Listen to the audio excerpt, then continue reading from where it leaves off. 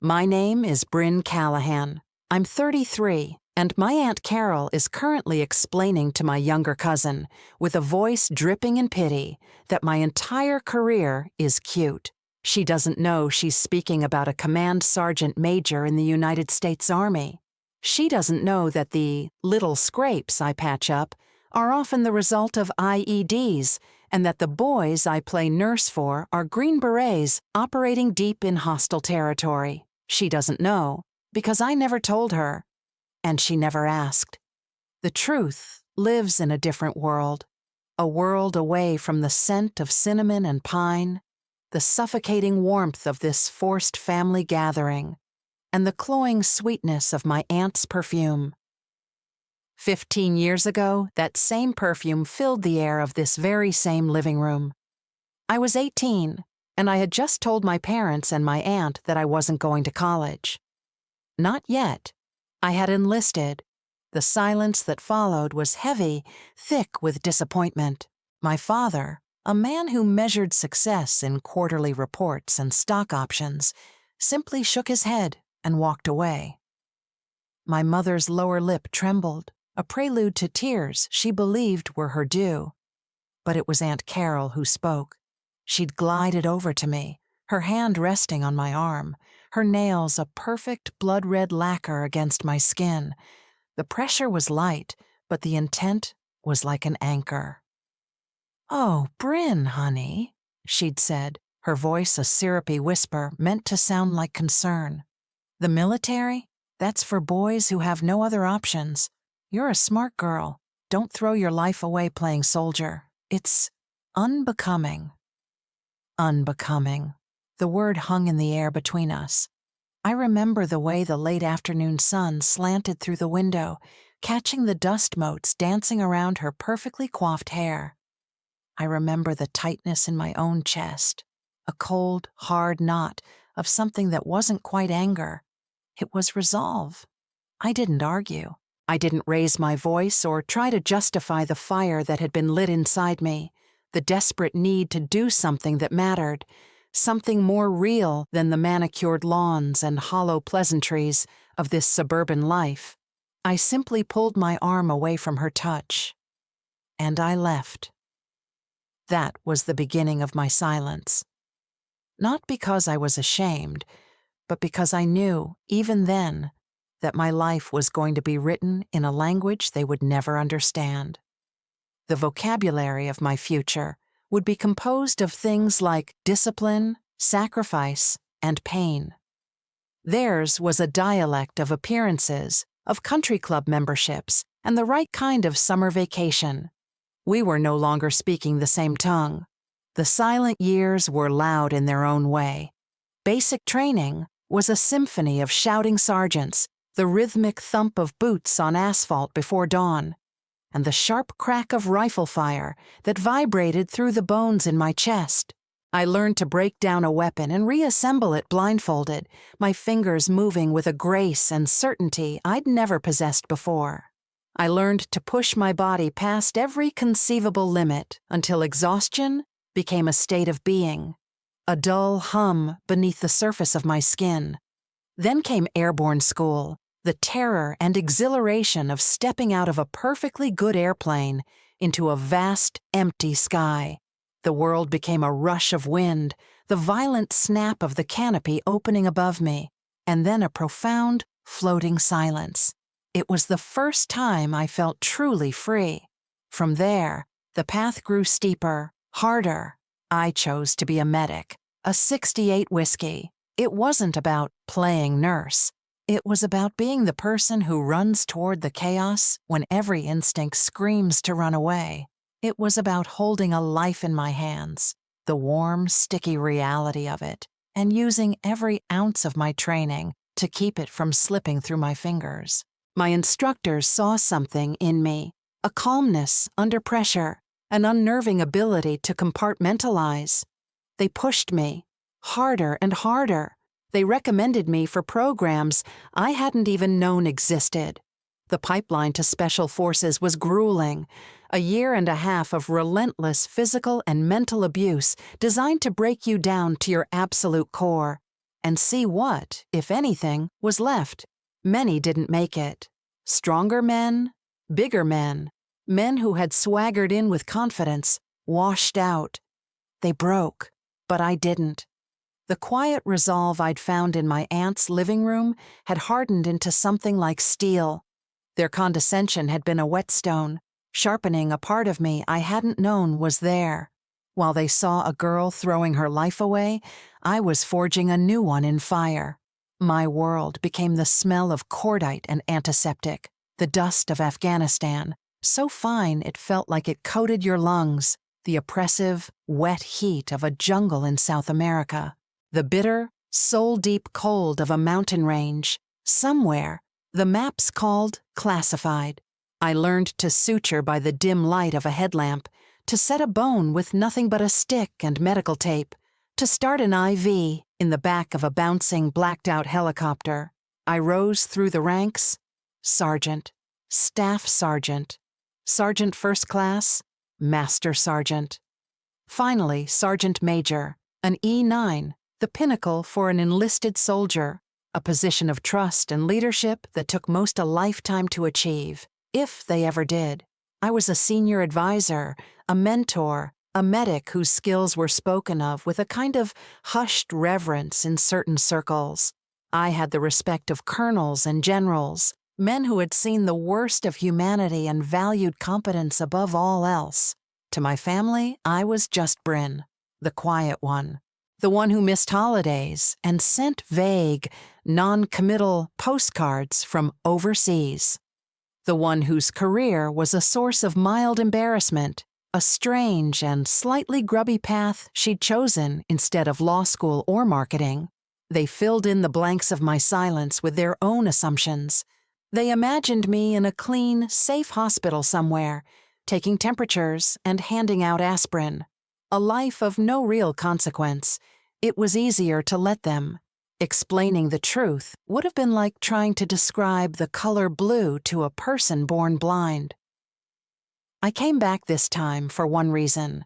My grandmother, her heart was failing, the doctor had said. A slow, tired retreat. This Christmas, the family whispered, would likely be her last. And I loved her. She was the one person whose letters to me never held a hint of judgment, only stories of her garden and questions about whether I was eating enough. So I put in for leave, packed a small duffel bag with simple civilian clothes, and flew home.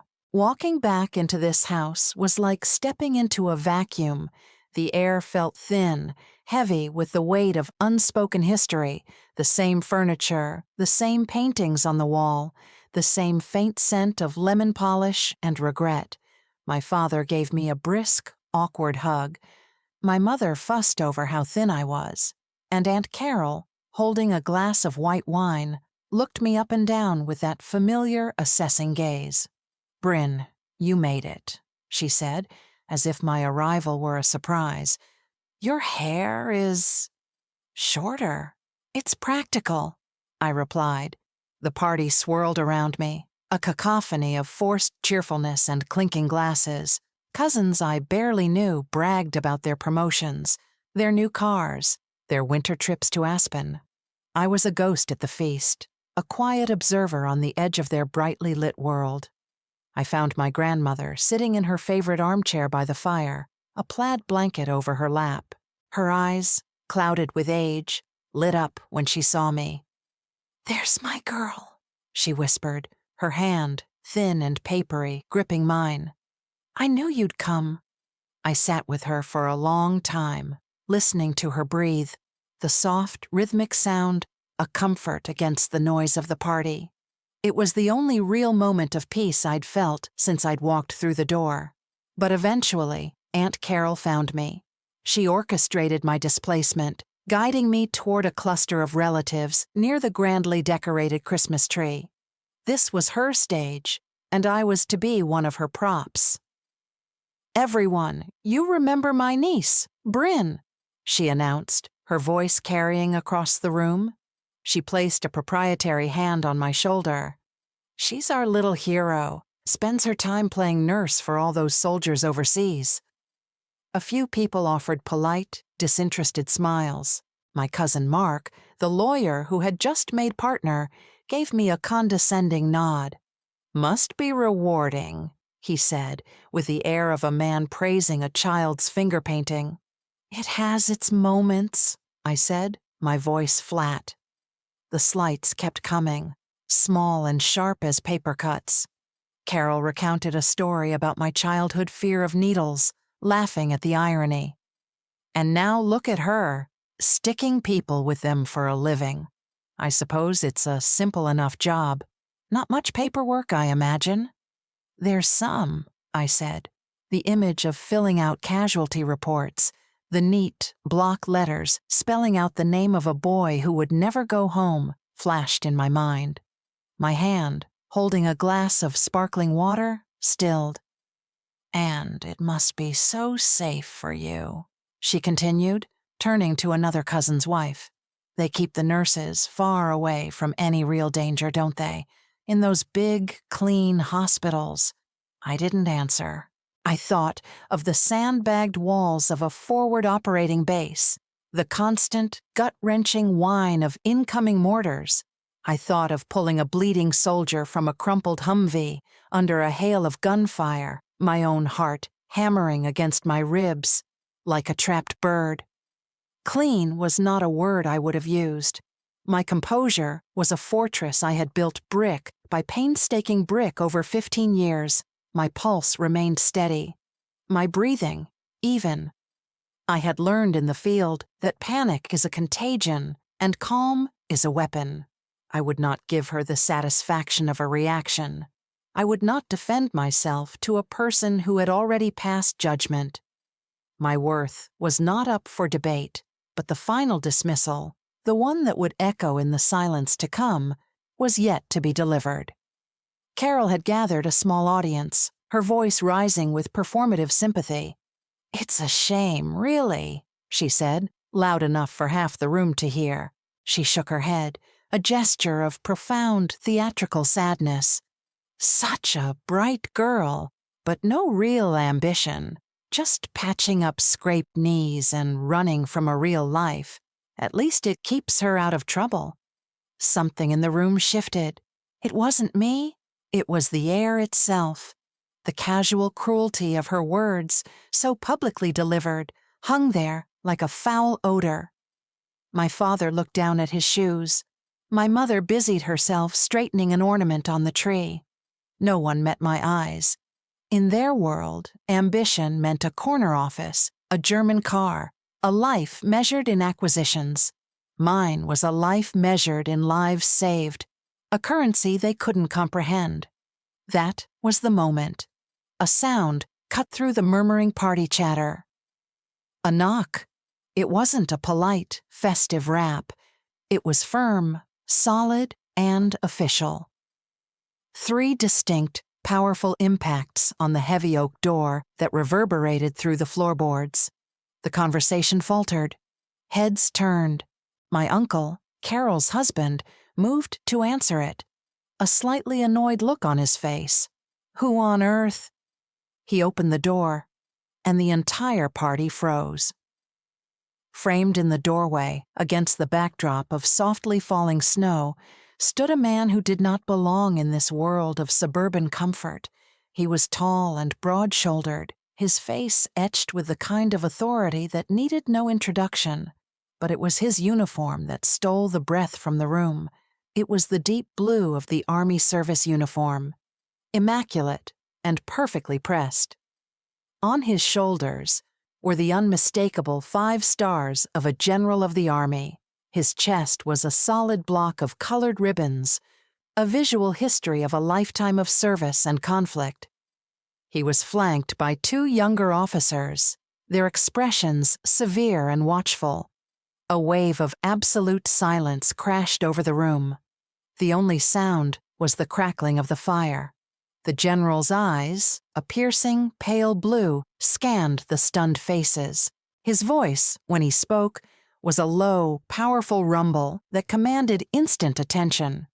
"Pardon the intrusion this evening," he said, his gaze sweeping past my aunt, past my father, past all of them. "I'm looking for Sergeant Major Callahan." A collective, confused blink seemed to pass through my family. Callahan? My father was Mr. Callahan. My cousin was Mark Callahan, Esquire. There was no Sergeant Major. Aunt Carol let out a small, nervous laugh. "I think you must have the wrong house, General," she said, her voice suddenly thin and reedy. "We don't have any soldiers here." Her eyes flicked toward me for a microsecond, a flicker of dismissal so ingrained it was automatic, before moving on. But the General's gaze followed hers, and it stopped. On me. He saw me. For the first time all night, I felt seen.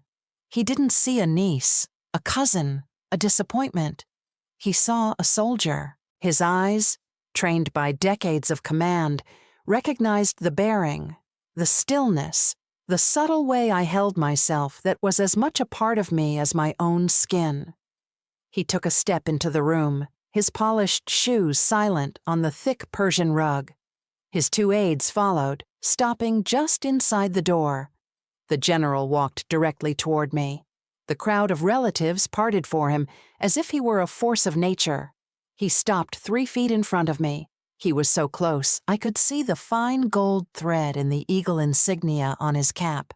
He looked at me with a deep, unwavering respect that felt more real than anything I had experienced in this house. "Sergeant Major," he said, his voice resonating in the dead quiet. "We tried to reach you at your duty station. When we couldn't, we tracked you here. The President signed off on the citation this morning." My heart, which had been beating a slow, steady rhythm, gave a single, hard thump against my ribs. I knew what this was. I had been told it was a possibility, a recommendation moving up the chain of command, but I had never allowed myself to believe it. The General's aide stepped forward and handed him a long, flat case of dark cherry wood. The General took it, his movements precise and deliberate. He opened the lid. Inside, nestled on a bed of royal blue velvet, was a medal, a bronze cross with an eagle in the center, the Distinguished Service Cross, the nation's second highest award for valor in combat. For extraordinary heroism, the General recited, his voice filling the silent room, each word landing with the weight of a hammer blow. On the 14th of August, while under direct enemy fire in the Logar province, Sergeant Major Brynn Callahan, without regard for her own life, exposed herself to intense machine gun and rocket-propelled grenade fire to reach 3 critically wounded soldiers. She shielded them with her own body while rendering life-saving medical aid, and successfully organized their evacuation, saving all 3 lives. He paused, his eyes locked on mine. "On behalf of the President of the United States and a grateful nation," he said, his voice softening with a profound personal gravity, "it is my distinct honor to present this to you." He held the case out to me. My hands, the same hands that had held arteries closed and packed wounds under fire, rose to accept it. They were perfectly steady. My eyes met the General's, and I gave a short, almost imperceptible nod. It was a communication that needed no words. "Thank you, sir." I took the box, and I looked at my aunt. The condescending, pitying smile was gone. Her face was a mask of chalky white shock. Her mouth was slightly open, her wine-glass held forgotten in a hand that had begun to tremble. Her eyes, wide and unblinking, darted from the medal in my hands to the 5-star general standing before me and back to my face as if trying to reconcile 3 impossible facts.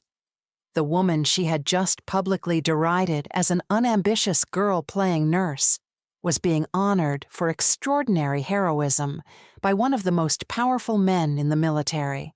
The silence stretched, thin and brittle. It was finally broken by a stammer. A sergeant major?"